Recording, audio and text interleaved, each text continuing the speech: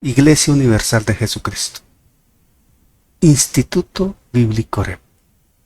En cumplimiento y desarrollando la misión de Dios, en el nombre de Jesucristo, te invitamos a dejar obrar al Espíritu Santo en el precioso terreno de tu corazón mediante la siguiente enseñanza para alabanza y gloria de su nombre. Amén. Amén. Dios le bendiga a los hermanos, Dios bendiga pastor. Bueno, vamos a estar orando por gratitud a este grupo bueno, en el nombre de Jesús. Padre, en el nombre poderoso de Jesús, Señor, te damos honra, te damos gloria, te damos alabanza, Padre, que seas tú tomando el control, Señor, en esta hora, de cada uno de los hermanos que están en estas redes sociales, Padre Santo, y que seas tú tomando el control en cada uno de nosotros para poder escuchar tu santa y divina palabra, Señor. Señor, te pedimos cada día más, Señor, fortaleza, Señor, unidad y paz a cada uno de nosotros, Señor, y que cada uno de nosotros podamos entender, Señor, el llamado que le estás haciendo, Padre. En el nombre poderoso de tu Hijo amado, Señor. Amén y amén, Señor. Amén, gloria al Señor. Bueno, seguimos trabajando con superando lo mejor. Estamos estudiando Hebreos. Y hoy entramos a desarrollar el quinto fundamento, la doctrina de la resurrección de los muertos. Y permítame, mis hermanos, empezar a introducir la enseñanza citando que esta doctrina es fundamental, es trascendente, absolutamente trascendente, porque en este espectro de la teología sistemática, pocas líneas de doctrina o de enseñanza poseen la dimensión institucional, neurálgica y potencial en consuelo y en verdad como lo tiene la resurrección de los muertos. No estamos hablando de un sencillo postulado más o una doctrina más. No estamos hablando de cómo sobrevivirá el alma, porque esos son aspectos de corrientes filosóficas y líneas religiosas que no tienen nada que ver con lo que nosotros estamos profesando y viviendo. Estamos hablando de la afirmación radical, y lo repito, una afirmación radical, sustancialmente radical, de la victoria de Dios por medio de la obra de la cruz en Jesucristo Señor nuestro. Victoria sobre la muerte física y la muerte espiritual. Y victoria que se manifiesta en la regeneración gloriosa del hombre caído, el nacer de nuevo del hombre caído, la nueva condición del hombre caído, el ser constituido como hijo de Dios del hombre caído. Entonces estamos hablando de algo que es sumamente esencial. Y en este sentido, la epístola a los Hebreos, en esa exhortación que hace a la madurez espiritual, porque recordemos cómo Hebreos capítulo 6 versos 1, 2, está exhortando, está animando, está planteando la necesidad de madurar. Y ahí está la resurrección de los muertos, como uno de los 6 pilares inamovibles sobre los cuales se edifica la fe, la vida cristiana. Ahí está, junto con el arrepentimiento de las obras muertas, la fe en Dios, la doctrina de los bautismos, la doctrina de la imposición de manos y el juicio eterno que va a la par con la resurrección de los muertos. Ya este tercer dueto, que es la resurrección de los muertos y el juicio eterno, tiene un contexto eminentemente escatológico y es necesario explorar esta doctrina. y explorar esta doctrina con la relevancia progresiva que esta verdad ha traído desde el Antiguo Testamento, esas sombras que se vieron en el Antiguo Testamento, hasta la plena manifestación en el Nuevo Testamento, culminando con la consumación escatológica que plantea Apocalipsis en los tiempos finales. Aquí está mi gatita que es inquieta. El propósito es esencial en la búsqueda de la respuesta bíblica. Y esa respuesta bíblica sustancial que estamos planteando es para encontrar sentido y dirección a preguntas como las siguientes. Tres preguntas que nos hacemos y que esta enseñanza de la resurrección de los muertos nos va a ayudar a entender la respuesta. Pregunta número 1. Las respuestas a estas preguntas se van a dar al cabo de la enseñanza, tal vez al finalizar, seguramente con 2 enseñanzas finalizamos el tema. No sé si hoy alcancemos a que el tema cobije las 3 respuestas, pero las preguntas son estas. ¿Qué significa que este cuerpo mortal se vista de inmortalidad? Expresiones propias del Nuevo Testamento. ¿Qué significa que este cuerpo mortal se vista de inmortalidad? ¿Cómo opera el Espíritu Santo como agente vivificador? ¿Cuál es el orden dispensacional que regula los eventos futuros hablando de resurrección? Interesantes preguntas que necesitamos conocer la respuesta. Porque como cristianos debemos creer en la resurrección. Necesariamente. Necesariamente debemos creer en la resurrección. Debemos estar afianzados en la resurrección. Debe ser un fundamento inamovible la resurrección. No es cuestionable. No es negociable ese principio doctrinal. Es absolutamente determinante estar parado en la fe de que creemos en la resurrección. Si hay dudas en esto, hay dudas entonces de nuestro cristiano. Y mire lo que estoy diciendo. Si tenemos dudas en la resurrección, en esa doctrina, tenemos dudas en nuestro cristiano. Tenemos dudas entonces en nuestra eternidad. Por tanto, es importante hablar del tema. Es importante abordar el tema. En lo posible en todo el contexto que la Biblia enseña, obviamente. Porque es evidente que la resurrección no es un epílogo opcional. No, al contrario, la resurrección es el eje sobre el cual gira la historia de la redención y la vindicación final de la justicia divina. Si no hay resurrección, simplemente no hay cristianos. No lo hay. Por eso el fundamento bíblico sigue siendo Hebreos 6, 1 al 3. Y Hebreos 6, del 1 al 3 dice, tomo aquí mi Biblia, mi espada, la tengo acá. Hebreos 6, del 1 al 3 dice, estoy leyendo en Reina Valera el 60, dice así, leyendo en el nombre del Padre, del Hijo y del Espíritu Santo. Dice Hebreos 6, 1 al 3. Por tanto, dejando ya los rudimentos de la doctrina de Cristo, vamos adelante a la perfección, a la madurez.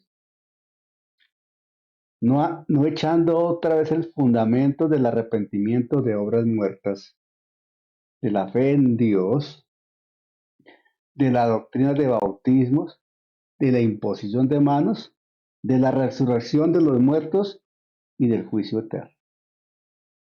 Como estamos abordando ya el tema de la resurrección de los muertos, el próximo estaremos hablando entonces del juicio eterno. Entramos al segmento final que es el escatológico. Y si hablamos de un asunto escatológico, estamos hablando de los tiempos finales.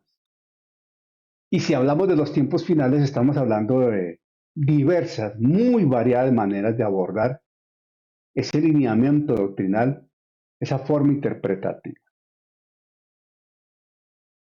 Entonces, obviamente la enseñanza se va a centrar desde nuestro contexto doctrinal. No vamos a abordar contextos doctrinales distintos a los nuestros, porque de eso se trata. No vamos a expresarnos en líneas doctrinales diferentes a lo que nosotros profesamos, vivimos y enseñamos. Absolutamente. Y esto implica que la clasificación de la resurrección de los muertos como un rudimento o fundamento, de acuerdo a lo que dice Hebreos, no implica que sea una enseñanza simple o de la cual se puede uno olvidar o prescindir de la misma. No, todo lo contrario. Aquí se está estableciendo un carácter esencial e insustituible por la dimensión que tiene. Mire, F. Bruce, que es un exégeta espectacularmente profundo, muy bueno, F. Bruce, dice que estos rudimentos no son cosas infantiles, le llama así, para ser desechadas, sino las bases estructurales sin las cuales no puede haber edificación hacia la perfección, o sea, la madurez.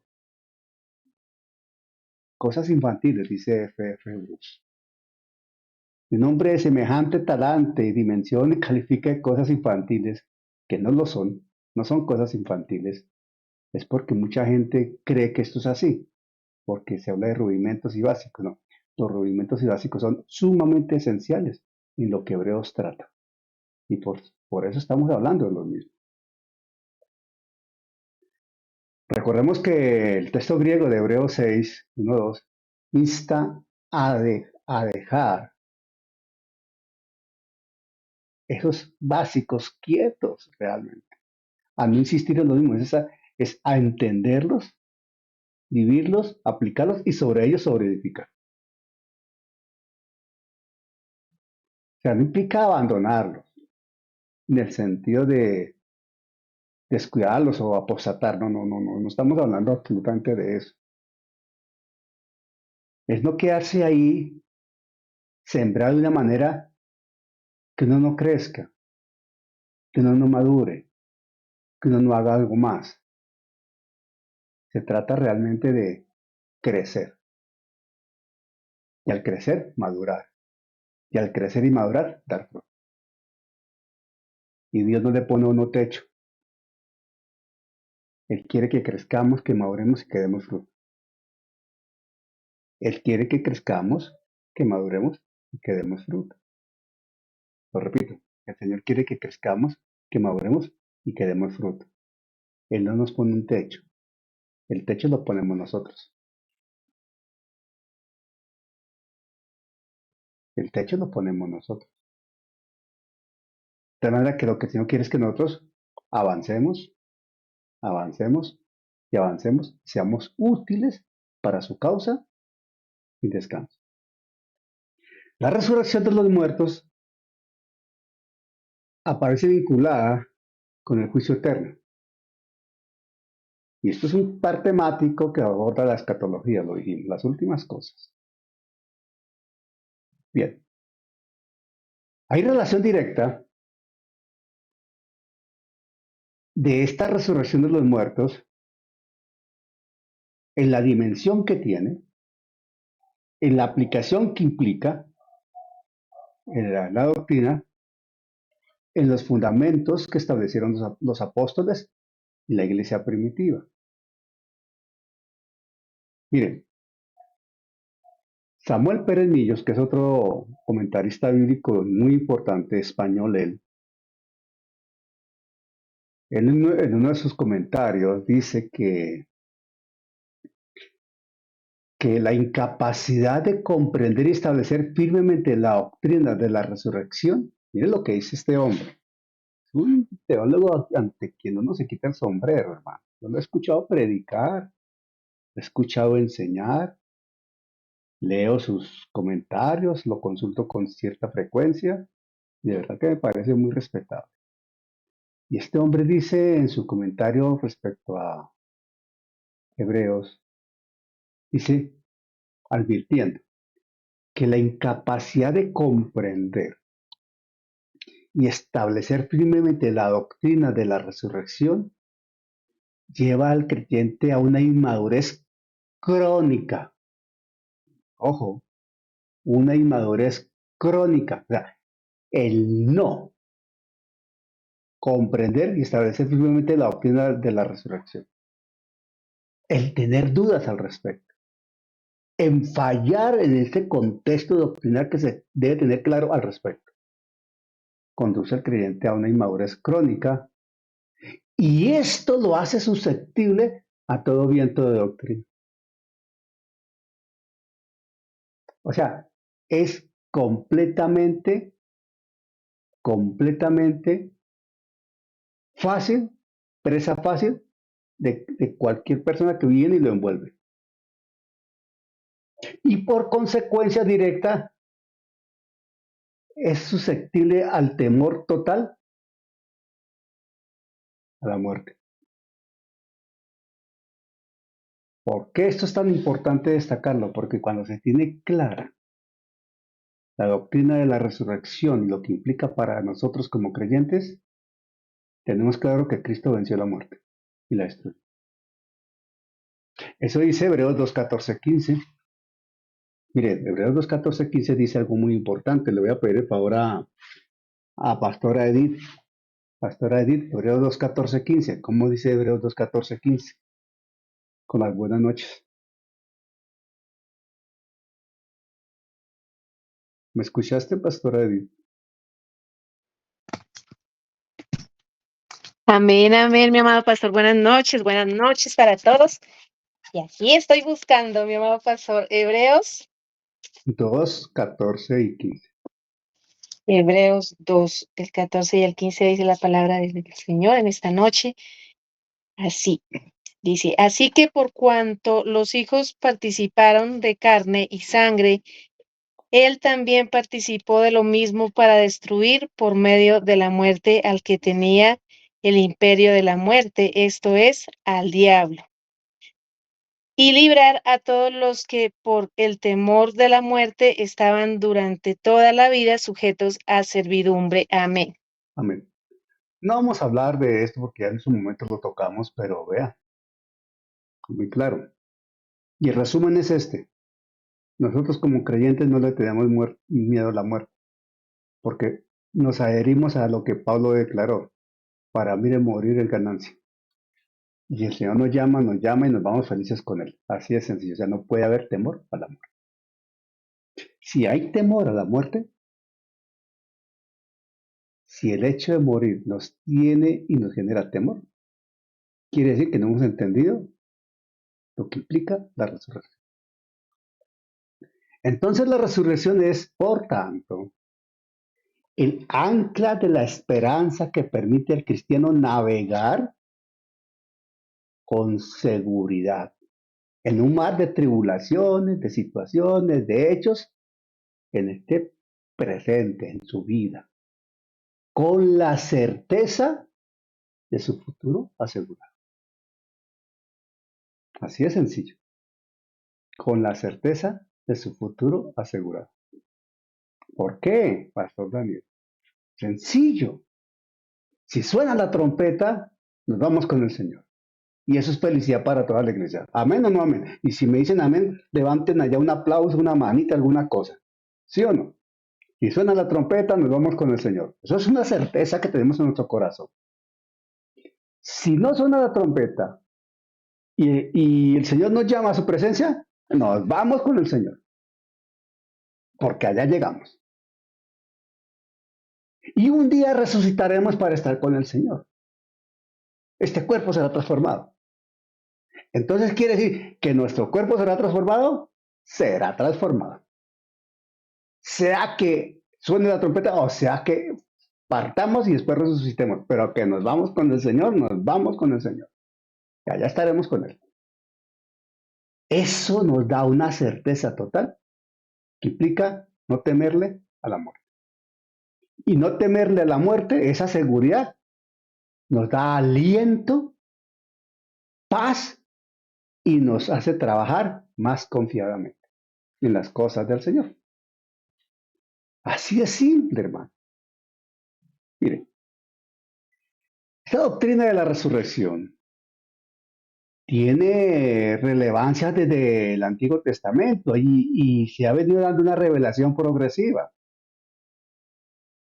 Recordemos que los diferentes fundamentos los hemos estado abordando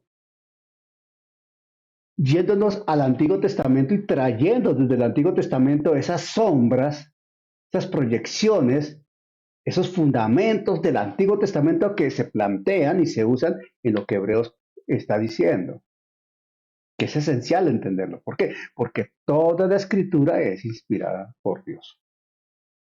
Eso está claro, hermano. Nosotros no podemos circunscribirnos al Nuevo Testamento y dejarlo del Antiguo allá guardadito como si no existiera nunca. Grave error eso.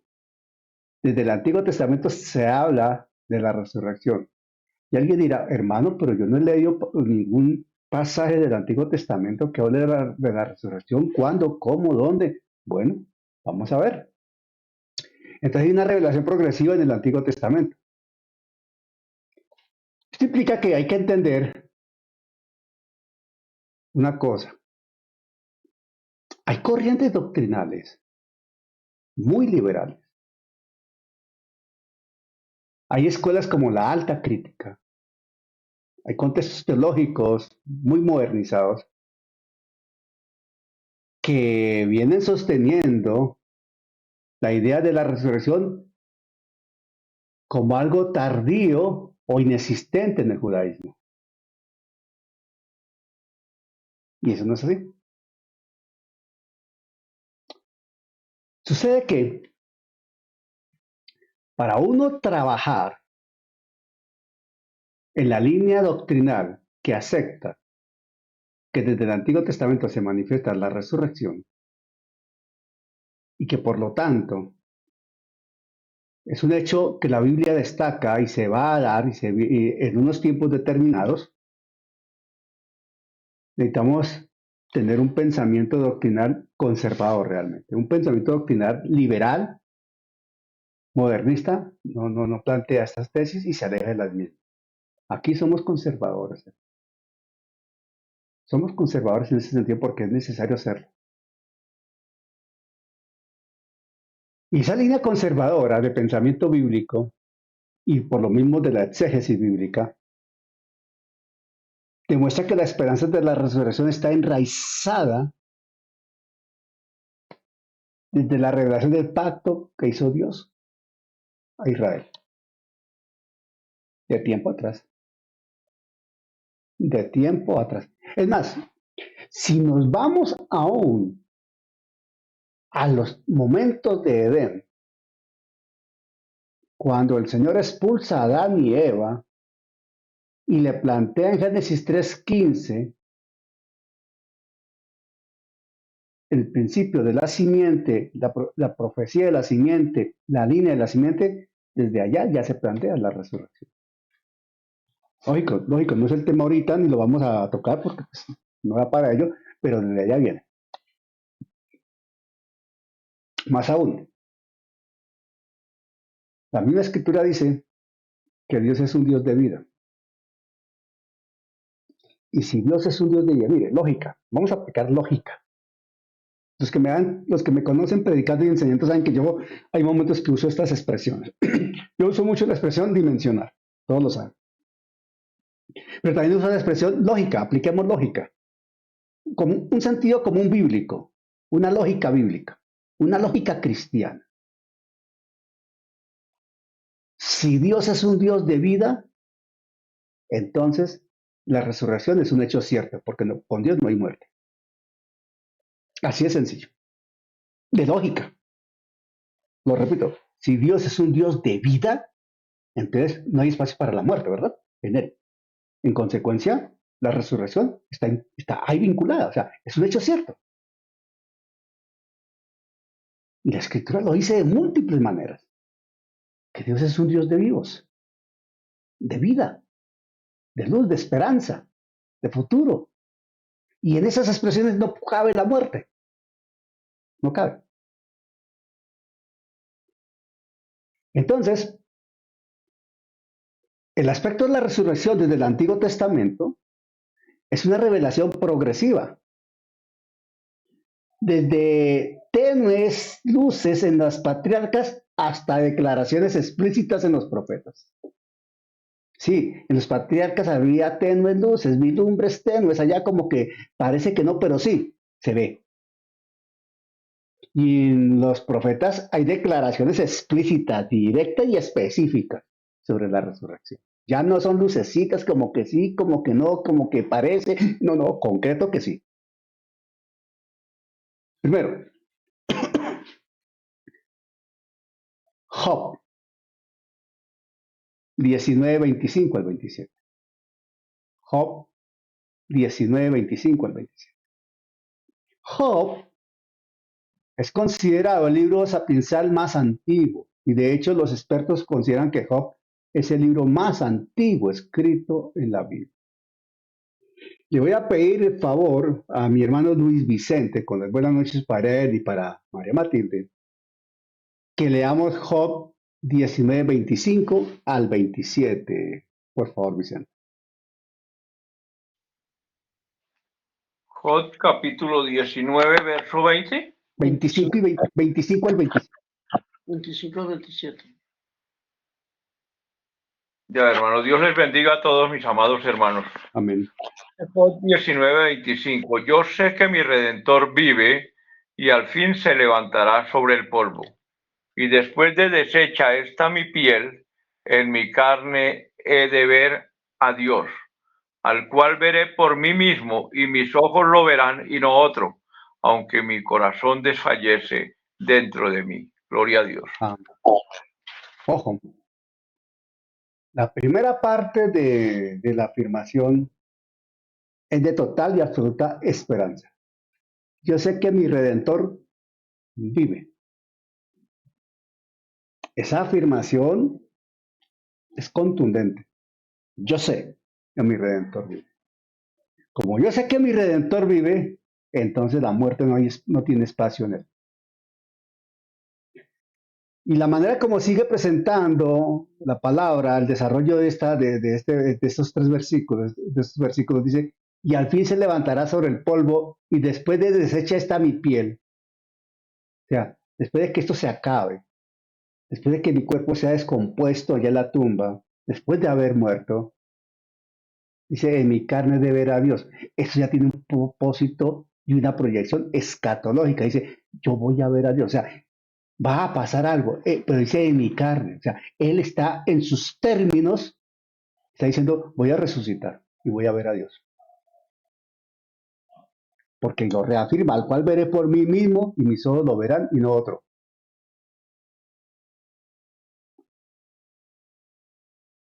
Job, en medio de su angustia,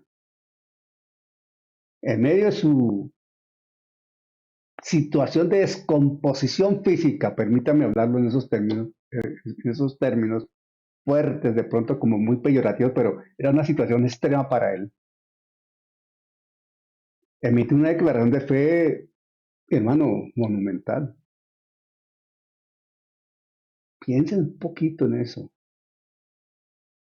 Dimensionen la expresión de Job. Consideren, por lo que sabemos, que todos lo sabemos, el estado de Job. Estamos hablando a la altura del verso del capítulo 19, de los 40 y pico capítulos, de los 42 capítulos que tiene Job.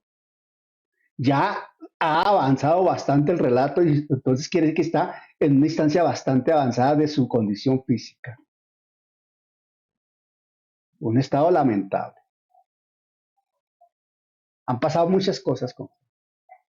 Los estudiosos estiman que la historia de Job, lo que Job relata, duró aproximadamente 12 meses. Otros hablan de 2 años, pero la mayoría se aproxima a hablar de 12 meses. independientemente del tiempo, pero bueno, pensemos de 12 meses. Esto lo hago para efectos de no dogmatizar de que son 12 meses o 24 meses, no, no. Esto lo hago con el propósito de enseñar y llevar a reflexión a una situación.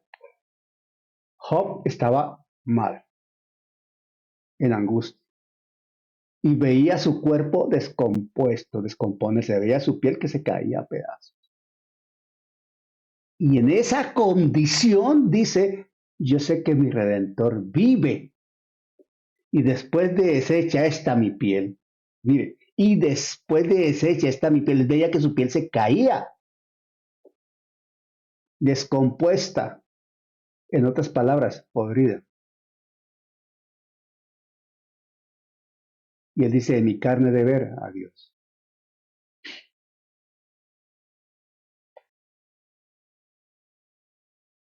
Son palabras mayores que hablan claramente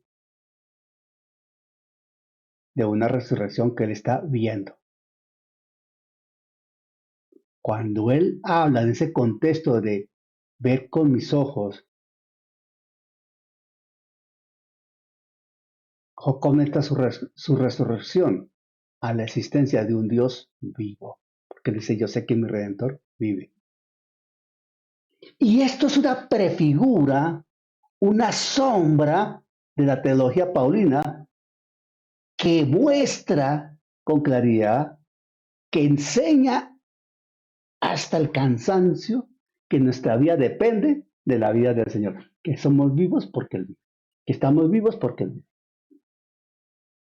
Entonces Job habla de la resurrección, ahí en 19, 25 y 27. 2. En Salmos. Salmo 16 del 9 al 11. Salmo 16 del 9 al 11. El salmista también aborda este tema. Voy a pedir el favor a mi hermana Marta Moscoso, con las buenas noches, a Martica ya en Mosquera, que leamos Salmo 16 del 9 al 11. Vamos todos al Salmo 16, 9 al 11, por favor. Salmo 16, 9 al 11, Martica. Amén. Dios le bendiga, pastor. Dios bendiga a todos los hermanos. Leo la palabra de Dios, Salmos 16, verso 9, Sí, señora, al 11, del 9 al 11. del 9 al 11. Amén. Dice la palabra. Se alegró por tanto mi corazón y se gozó mi alma. Mi carne también reposará confiadamente, porque no dejarás mi alma en el Seol, ni permitirás que tu santo vea corrupción. Me mostrarás la senda de la vida, en tu presencia hay plenitud de gozo, delicias a tu diestra para siempre. Amén. Amén. Se alegró por tanto mi corazón.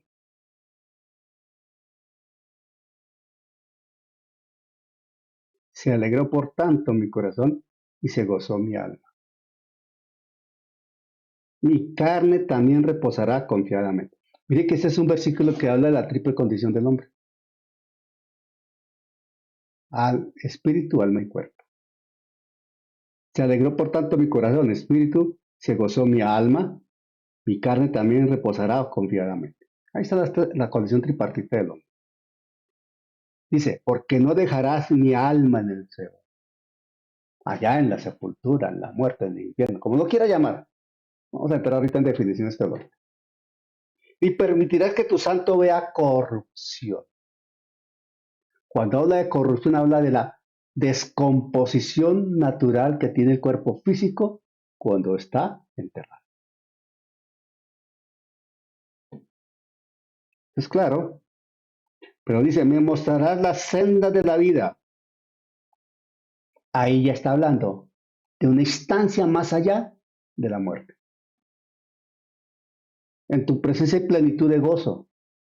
Solamente si hay vida y conciencia puede uno hablar de plenitud de gozo en la presencia del Señor, después de haber muerto en tierra biológicamente.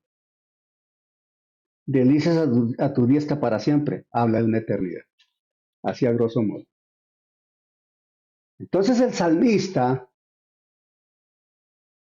David, canta, no dejarás mi alma en el Seol ni permitirás que tu santo vea corrupción. Lo asegura. Esa declaración de David la toma Pedro en Hechos. Vamos a Hechos 2, 25 al 31. Dígame, por favor, a Hechos 2. Vamos ahora al Nuevo Testamento. Vamos a Hechos, hermano.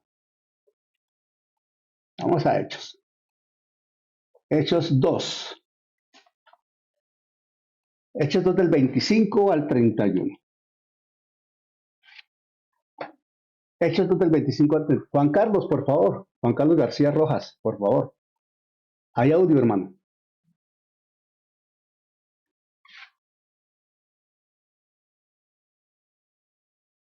No, como que se salió Juan Carlos. Bueno. Henry, por favor, hermano. Hechos 2 del 25 al 31. Amén, pastor, sí, señor. Vamos a leer Hechos capítulo 2 del versículo 25 al 31. Dios le bendiga, mis hermanos. Dice la palabra del Señor, porque David dice de él: veía al Señor siempre delante de mí, porque está a mi diestra, no seré conmovido. Por lo cual mi corazón se alegró y se gozó mi lengua, y aún mi carne descansará en esperanza, porque no dejarás mi alma en el Hades, ni permitirás que tu santo vea corrupción. Me hiciste conocer los caminos de la vida,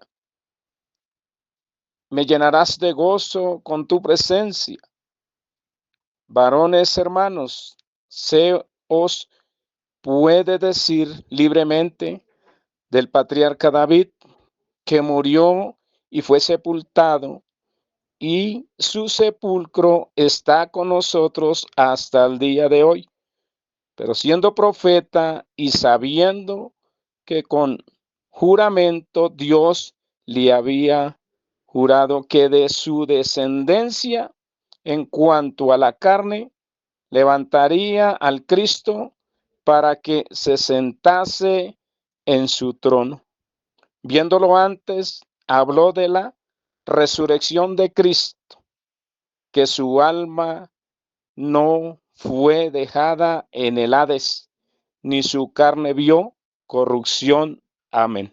Ah, miren cómo Juan, Pedro, en ese sermón de Pentecostés, toma referencia de lo que dice el Salmo, lo que habló David. Y el pasaje cita a David y dice, por ejemplo, en el 26, y aún mi carne descansará en esperanza. Esto suena poético, pero mire la profundidad teológica en la seguridad de la resurrección. Mi carne, dice ahí, mi carne descansará en esperanza, cuando la carne se descompone, pero descansará en esperanza, porque un día habrá resurrección. Y si hay resurrección, hay un nuevo cuerpo glorioso. Es increíble la forma como la palabra se compagina y se va ella misma reafirmando y explicando, hermano.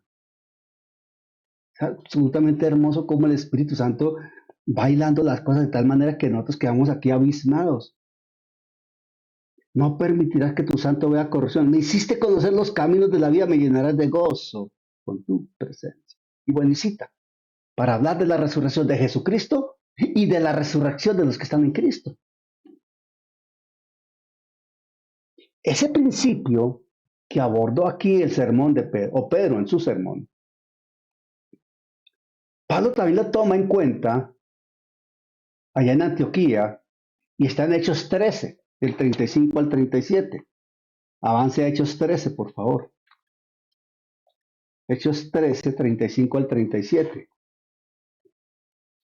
Yo le voy a pedir el favor a mi hermana María Esther con las buenas noches, para que leamos Hechos 13, del 35 al 37.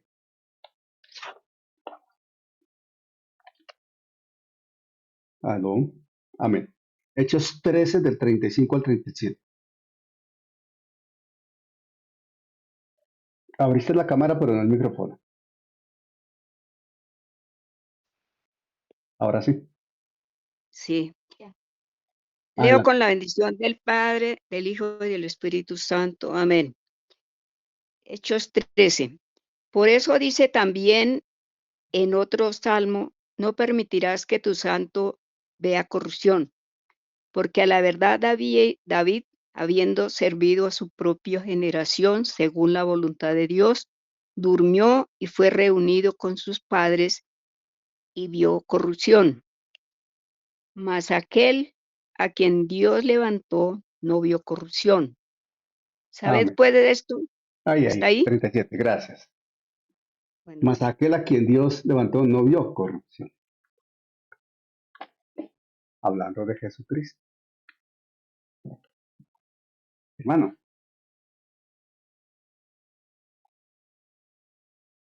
la exégesis literal, el contexto, la tipología, los asuntos que uno trata acá para entender mejor el relato bíblico, demuestran que David no podía estar hablando exclusivamente de sí mismo,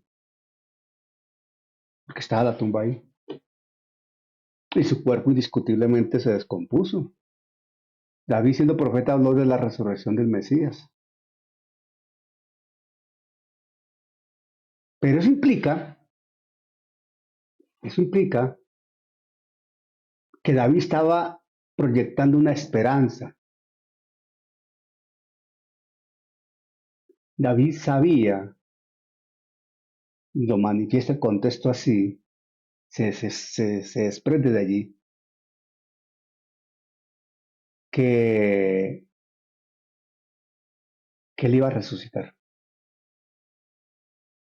que su cuerpo iba a ser rescatado de alguna manera de la fosa, y que si el Señor, el Mesías, resucitaba, él también resucitaría. Entender la resurrección implica entender asimismo la dimensión de la resurrección de Jesucristo. O sea, no podemos hablar de resurrección dejando a un lado la resurrección de Jesucristo. Es el eje de todo. Y estamos planteando estos contextos desde el Antiguo Testamento para llegar allá, a la resurrección de Jesús. Y lo que implica para nosotros esa certeza en Cristo. 3. Isaías, el rocío vivificador que plantea Isaías. Ahí en Isaías 26:19. Isaías 26:19 dice algo bien interesante. Voy a pedir el favor a ver, aquí estamos poquitos hoy. 2, 4, 6, 8, 9, nomás, acá. Voy a leer Isaías 26:19. Atención. Isaías 26:19. Atención. Miren lo que dice Isaías 26:19. Es una declaración increíblemente hermosa. Isaías 26:19. Mire la afirmación tan contundente que hay ahí. Subraya, hermano. Si tiene un esferito rojo, un colorcito, o manera de hacerle un monito, alguna cosa, destaque ese versículo. Y esto que dice ahí, tus muertos vivirán. Contundente. Tus muertos vivirán. Le están hablando a Israel. De hecho, permítanme un momento, voy a la Biblia directamente. Isaías 26:19. Voy a buscar Isaías. Ahorita me ubico aquí en Isaías. Isaías 26:19. Isaías 26.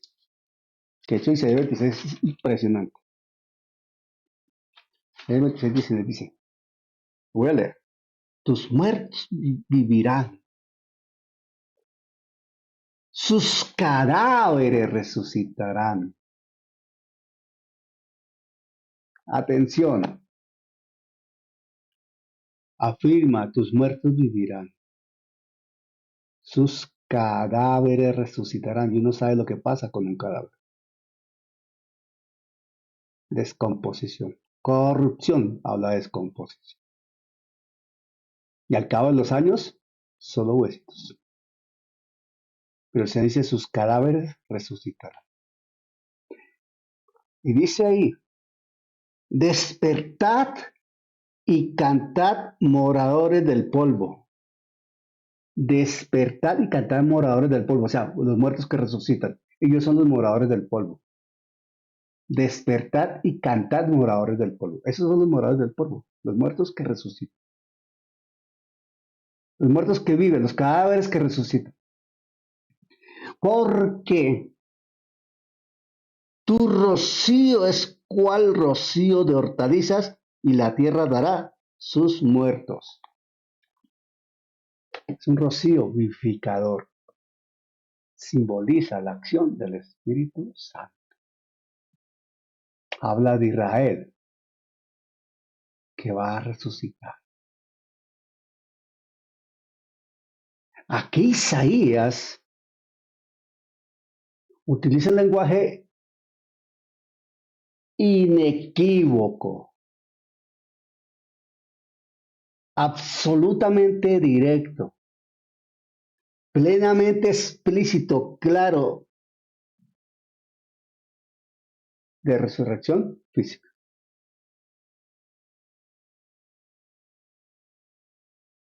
El término cadáver es directo, crudo, extremo, realista, refiriéndose al cuerpo muerto, obviamente.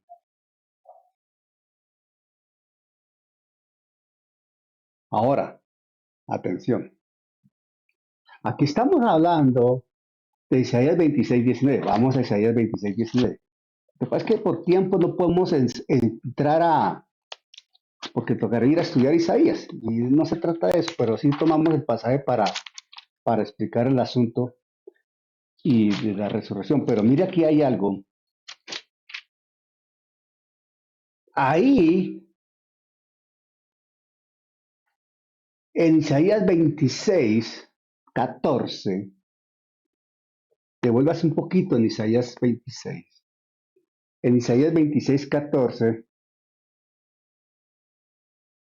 dice, muertos son, no vivirán, han fallecido, no resucitarán, porque los castigaste y destruiste y deshiciste todo su recuerdo.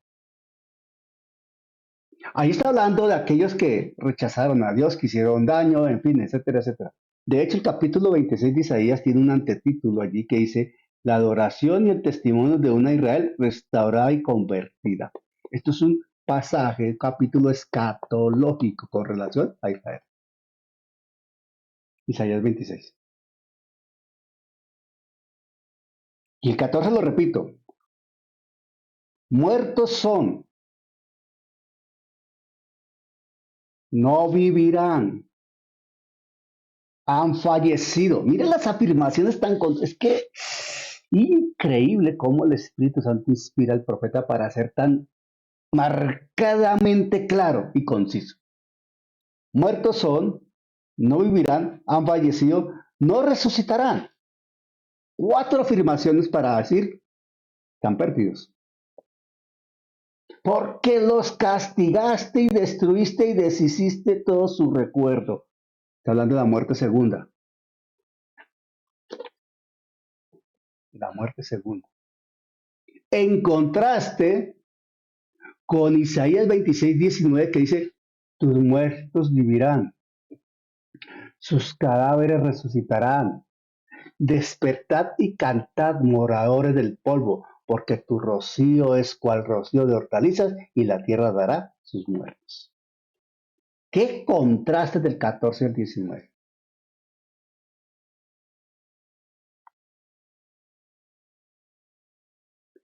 Entonces, está hablando de una promesa específica para el pueblo del pacto. El rocío de Dios. La bendición de vida del Señor, que está expresada y manifestada con la obra del Espíritu Santo, para dar vida, tal y como lo señala Oseas 14:5. Miren lo que dice Oseas 14, 5 y 6. Miren, atención. Oseas 14, 5 y 6. Yo seré Israel como rocío. Oseas 14, 5 y 6. Dice la escritura esto. Yo seré a Israel como rocío. Está hablando Jehová. Oseas 14, 5 y 6. Yo seré a Israel como rocío. Él florecerá como lirio y extenderá sus raíces como el Líbano. Se extenderán sus ramas y será su gloria como la del olivo y perfumará como el Líbano. Vida. Está hablando de vida, de esplendor, de gloria, de grandeza para la Israel restaurada y en vida en Cristo Jesús en el milenio. Esto es escatológico para el milenio.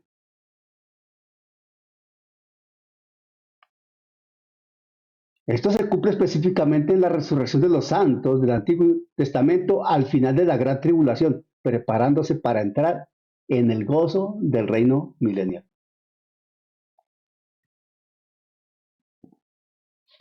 Porque al finalizar la gran tribulación con el regreso de Cristo, resucitarán todos los santos del Antiguo Testamento y entrarán con el remanente de Israel al reino milenial. 4. Daniel, el clima es apocalíptico. Daniel 12, 1 al 3. Este pasaje es absolutamente impresionante. Absolutamente impresionante. Le voy a pedir el favor a Yubicet, con las buenas noches para ella y para Juan, para Vanessa y compañía. Yubicet, por favor, Daniel 12, 1 al 3. ¿Tienes audio, mujer?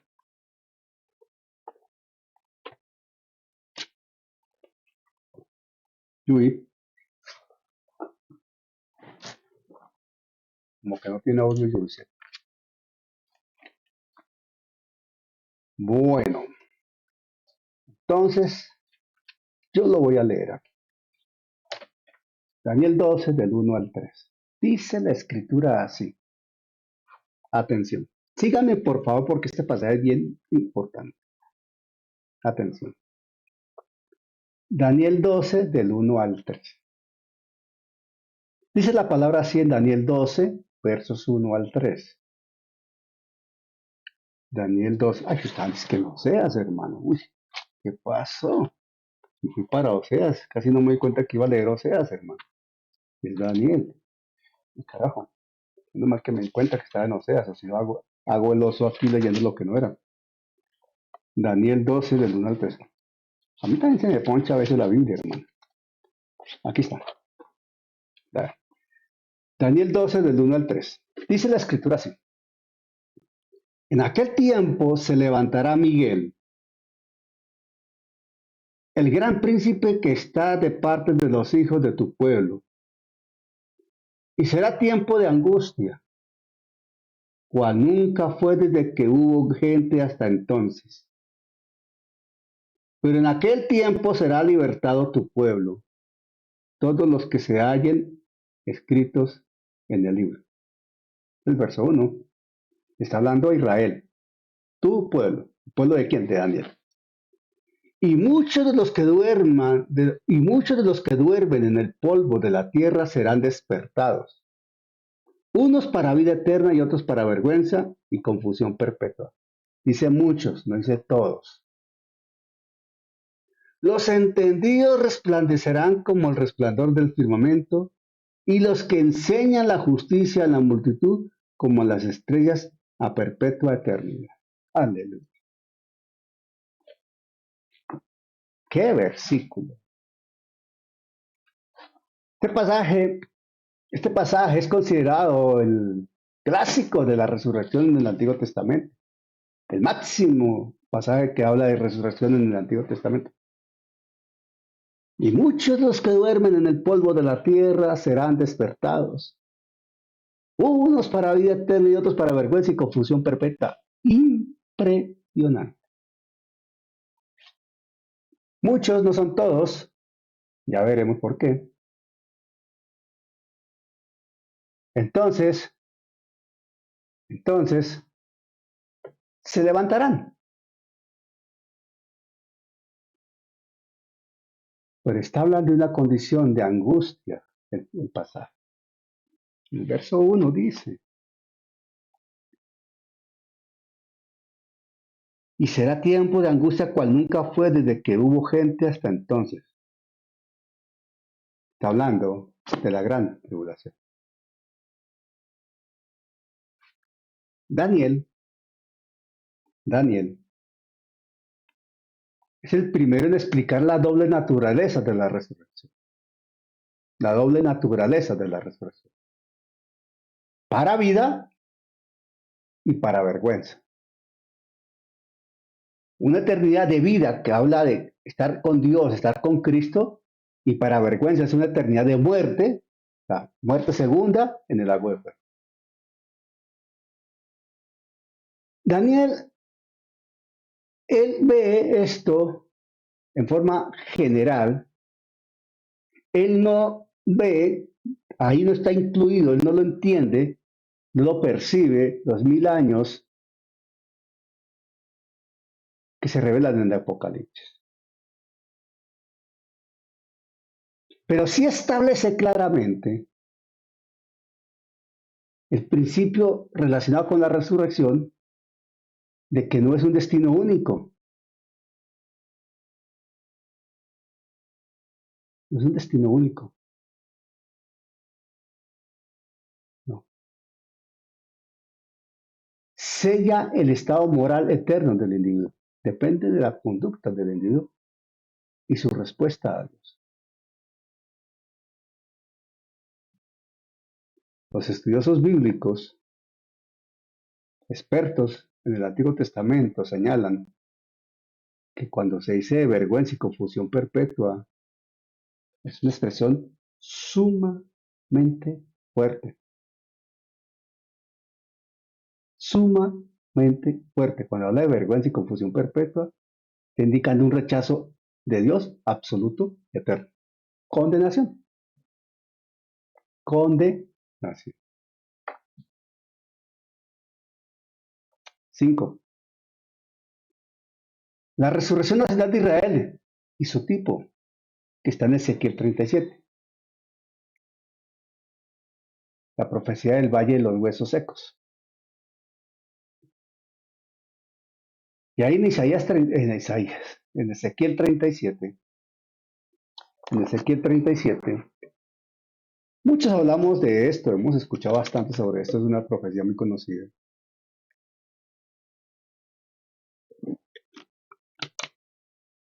Pero dirigida a Israel básicamente, aunque tiene unas aplicaciones alternas válidas. Ahí en 37 de Ezequiel, a la altura del verso 12 y 14, es como si se resumiera y dice lo siguiente. Ezequiel 37, 12 al 14 dice esto.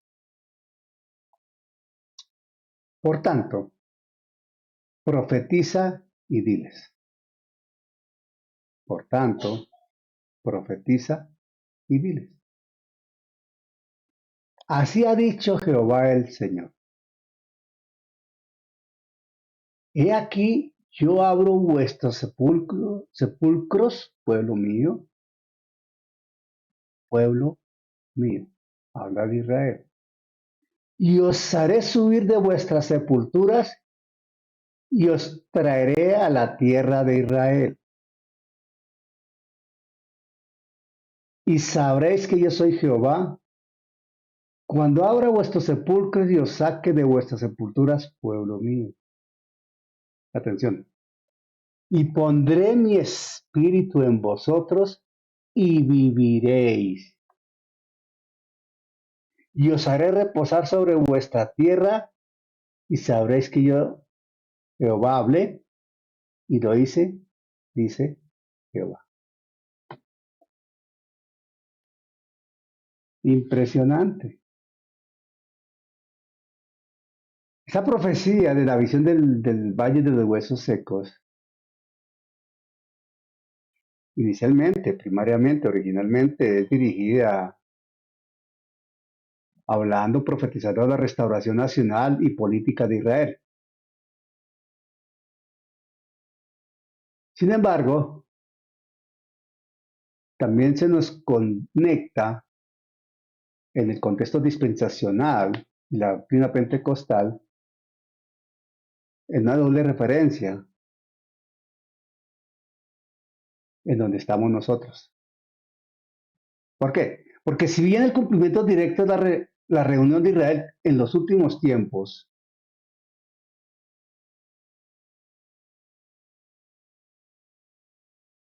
el contexto también presenta la doctrina de la resurrección corporal. Ahí está. Lo que sucede es que Dios usa la resurrección física como la metáfora plena, suprema, para explicar la imposibilidad humana de tener vida por sí mismos y la acción divina de restaurar. En este caso, una nación muerta, acabada, desaparecida como Israel. Pero también aquí en ese pasaje aparece vinculado el Espíritu Santo, el Ruach de Dios, como un agente ejecutor de vida. Y eso está directamente vinculado con la acción del Espíritu Santo en la resurrección. En la resurrección. Es impresionante, pero no podemos ampliar ni profundizar en la profecía de los huesos secos. Pero los 5 aspectos que hemos visto del Antiguo Testamento nos dicen que Dios presenta la resurrección en el Antiguo Testamento. La profetiza y la proyecta hacia Cristo, hacia la iglesia, y es una promesa para todos los que caminamos históricamente y a través de los tiempos con los ojos puestos en el cielo. Porque si el Antiguo Testamento ofrece la promesa de la resurrección, el Nuevo Testamento presenta el cumplimiento histórico en Jesús.